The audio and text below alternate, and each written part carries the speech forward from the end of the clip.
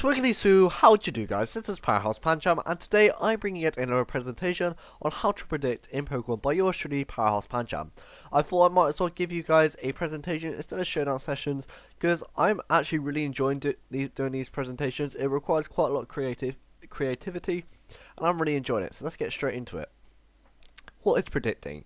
It's a very popular action used in competitive Pokemon, where a trainer will try to understand what their opponent will be doing that turn. They will then counteract this to put them in a better position than before. To become a great VGC player, predicting wait, let me restart that. To become a great player, predicting will need to be a consistent thing, and is greatly used in VGC.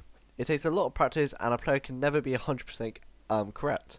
Great players will only predict when they need to, or when it may not put them in a bad position.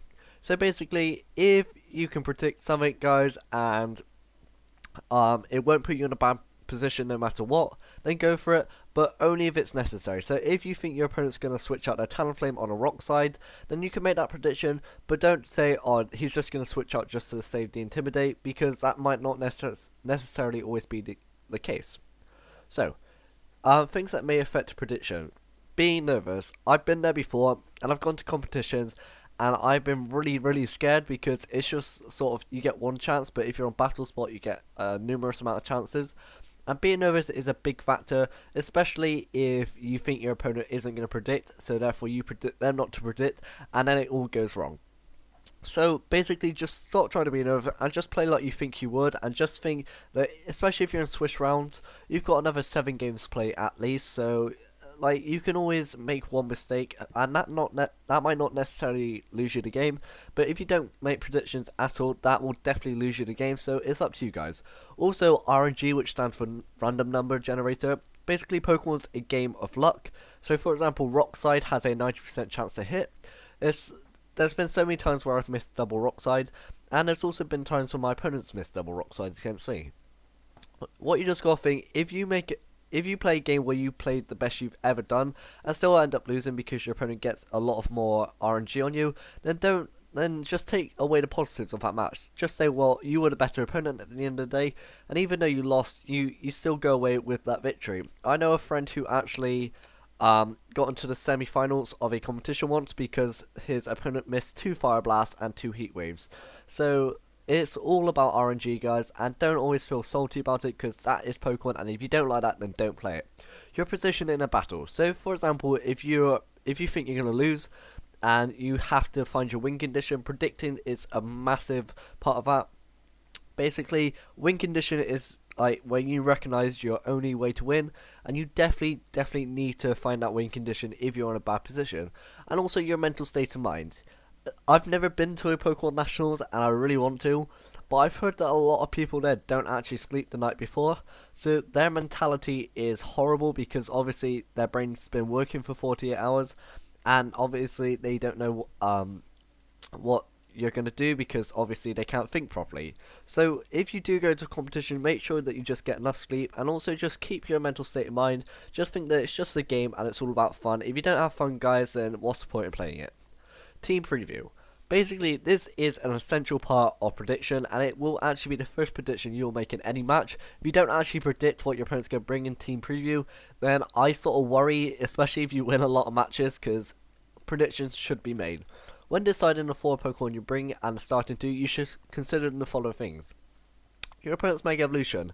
There could be a potential factor that your opponent may have a Marwell and Kangaskhan on his team. The likeliness of them both being Mega Evolutions is quite high, so just look out for that.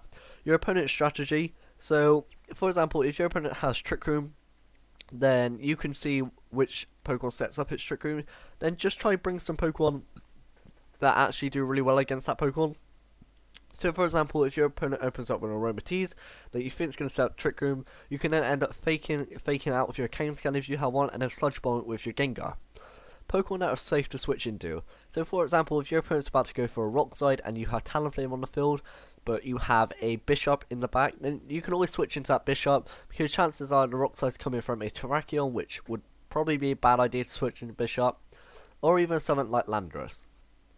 How offensive is your opponent's team? Basically, different styles of play matter.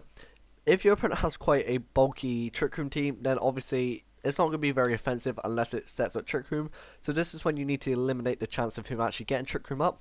Also, if someone in Rain with Ludicolo and Politoed, if the Politoed is bulky and Ludicolo usually is bulky even though it outspeeds everything, then just consider that and try to bring Pokemon that counteract both of them.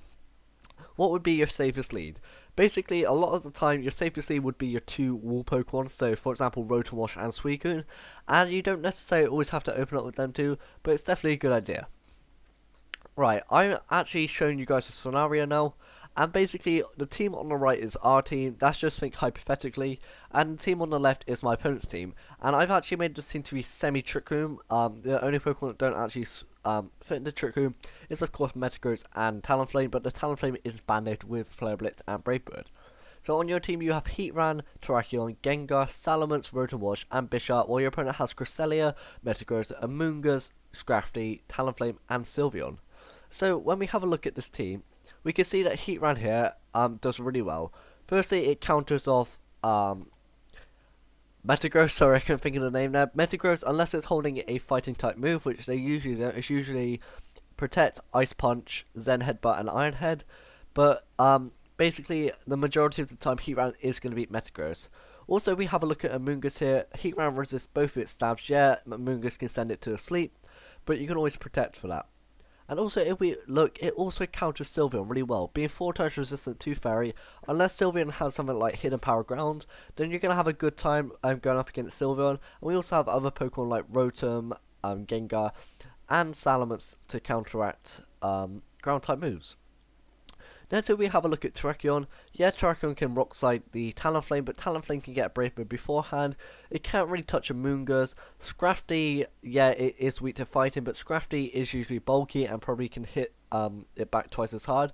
It can't really touch Cresselia, and Sylveon also does really well against it. So you would think Terrakion would be the best lead. We have a look at Gengar. Gengar can take out the Sylveon, it can take out the Metagross, and of course it can also take out the Cresselia.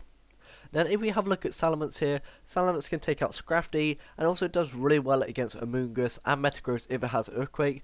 However, Sylveon is super effective against it, but you can actually OHKO it if you use Double Edge.